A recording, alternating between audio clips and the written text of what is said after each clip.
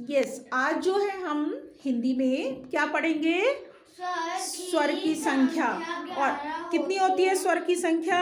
स्वर की संख्या 11 होती है। वर्णमाला बोलते हैं इसको।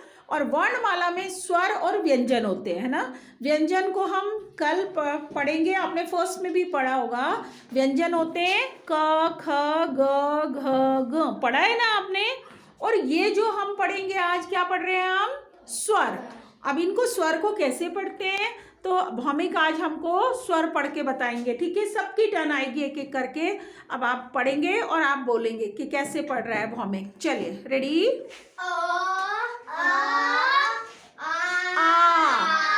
मुंह खुलेगा। ई। नो नो, इसको हम बड़ी ही नहीं बोलेंगे, होती बड़ी है। हम जब छोटे बच्चे होते हैं तब हम आपको बताते हैं कि ये छोटी ही है, ये बड़ी। अब आप जो है क्लास 2 के स्टूडेंट है ना।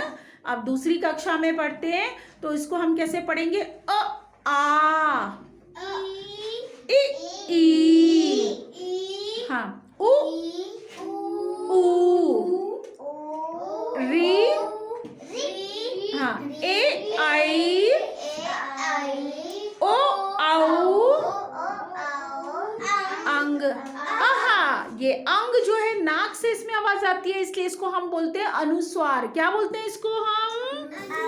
अनुस्वार। और आहा, आहा जैसे हम बोलते हैं ना, आहा कितना सुंदर है ये। तो ये जो दो आगे बिंदी लगती हैं आ में, ये विसर्ग। और वो क्या होता है जो नाक से आवाज आती है, जैसे पतंग, बंदर, ये क्या है? अनुस्वार। क्या बोलते हैं इनको? अनुसार। Very good. चलिए युग, योर टर्न।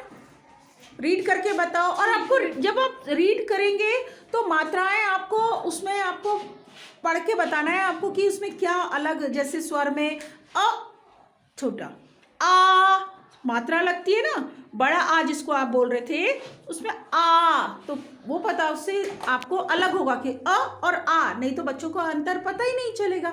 अब आप पढ़ के बताएंगे। फिर युग कैसे पढ़ेंगे? स्वर की संख्या 11 होती है। Very good. आ,